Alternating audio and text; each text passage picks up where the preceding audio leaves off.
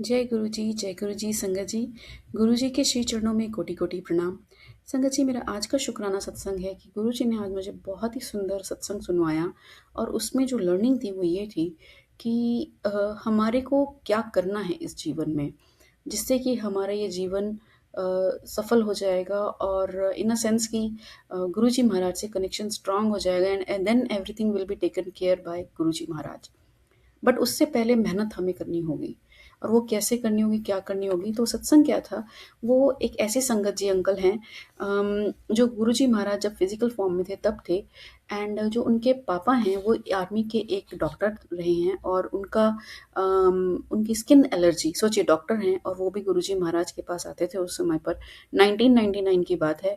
और उस समय उनको अंकल को पता चला था गुरुजी के बारे में और कनेक्ट हुए। और उन पर विश्वास इतना बन गया अंकल का कि उन्होंने उनकी जो स्किन डिसीज़ थी वो 1999 में तब ठीक करी थी, जो कि 10 साल से वो खुद सफ़र कर रहे थे और इतनी ज़्यादा थी। जो एक डॉक्टर है, उन्होंने सारे एलोपैथिक, आयुर्वेदिक, नेचुरोपैथी सब जो भी होता है, होम्योपैथी सब ट्राई कर लेते, but it was not going away.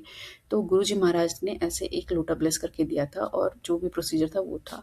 उसके बाद अंकल क्या इतना प्यारा सत्संग एक और है कि 2009 में इन्हीं अंकल का, ये जो सत्संग शेयर कर रहे हैं उनके बेटे हैं, बेटे अंकल हैं। बट ये जो अंकल हैं जो गुरुजी महाराज से इतने ज़्यादा कनेक्टेड थे कि गुरुजी महाराज ने उनको करीब, मतलब आप ये कह लीजिए 2001-2 के करीब तक वो जाते रहे, मतलब कुछ समय तक जाते रहे।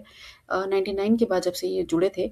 और उसके बाद 4-5 साल, 3-4 साल या 4-5 साल ऐसे वो नहीं गए, मतलब इतना बड़ा ब्रेक ले लिया। उनके बेटे अंकल जाते गए, मगर अंकल खुद 80s के करीब थे, वो नहीं गए उसके बाद। वो घर मानते थे बट वो जाते नहीं थे एम्पायर स्टेट में या मंदिर में जैसे गुरुजी से मिलने। तो कुछ ऐसा हुआ कि उनको अंदर से एक ऐसी प्रेरणा आई गुरुजी महाराज का स्वरूप देख करके। 27 मई 2007 को गुरुजी महाराज के समाधि लेने से 4 दिन पहले, कि उन्होंने, उनका बेटे अंकल रोज, मतलब जब भी वो जाते थे पूछते थे, डैडी चलोगे आज, चलते हैं। तो वो कहते मैं नहीं जाऊंगा, तू जा, ऐसे कहते थे। और काफी लंबा समय, 3-4 साल का समय हो गया था। और बट उस दिन 27 मई को अंकल को कुछ ऐसी प्रेरणा मिली गुरुजी महाराज का स्वरूप देख के कि वो मिलने गए। और उन गुरुजी महाराज ने उनको ब्लेस किया।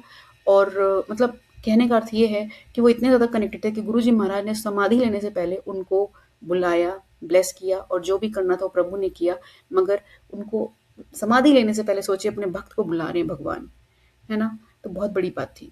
इसके बाद 2009 में इन्हीं अंकल को आंखों की कुछ बीमारी हुई जिसमें उनका विजन पूरा लॉस हो गया था। और सडनली फिर गुरुजी महाराज का एक स्वरूप देखते देखते और मंत्र जाप करते करते उनका वो विजन रिवाइज हो गया। और वो पूरा एकदम ठीक हो गया विदाउट एनी सर्जरी, जो कि डॉक्टरों के लिए करिश्मा था। अब यही अंकल एट द एंड अपने सत्संग में बोलते हैं कि सिर्फ इस जन्म में गुरु जी से प्यार करो, जो भगवान हैं, और उनके वचनों पे चलो और मंत्र जाप करो। ये 3 तरीके हैं जिसकी वजह से आप अपना जीवन सफल कर पाएँगे। और ये करना बहुत आवश्यक है। और सिर्फ़ यही करना है। गुरु को या भगवान को, जिस भी डिवाइन को आप मानते हैं, उनको 24 घंटे याद रखना, ये बहुत बड़ी बात है। जब वो 24 घंटे याद रहते हैं, आपके ज़हन में रहते हैं, क्योंकि घर के इतने, हमारी जो ये माया है, पूरा जो माया जाल है, इसका ताना-बाना बुनते-बुनते हम 2 पल के लिए याद करते हैं, फिर 4 पल के लिए भूल जाते हैं और शायद उससे भी ज़्यादा भूल जाते हैं। तो ये मैं स्ट्रगल कर रही हूँ। मैं चाहती हूँ मैं याद रखूँ हर पल, मगर याद रखती हूँ, अभी सोचा ही याद रहेगा, थोड़े समय रहेगा, फिर उसके बाद कुछ काम में एंगेज हो जाऊँगी, भूल जाऊँगी, फिर अचानक से याद आएगा थोड़े समय बाद। तो वो 24 घंटे याद रख पाएँ, ऐसी आस्था, ऐसा विश्वास, ऐसा प्रेम हो जाए ना गुरुजी महाराज से, तो उसके बाद तो वारे ही न्यारे हैं। और फिर जो बात है ना कि नज़ारे देखने वाली, वो है।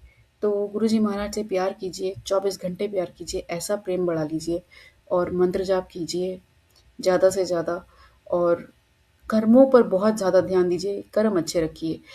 ये 3 काम अच्छे रखेंगे, प्रभु हमारा बेड़ा पार ज़रूर लगाएँगे।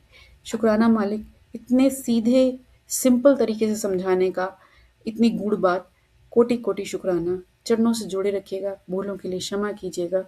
जाने-अनजाने में बहुत भूलें होती हैं, सबके लिए क्षमा कीजिएगा, सबको क्षमा कीजिएगा, सब पर कृपा कीजिएगा। जय गुरु जी, शुक्राना गुरु जी।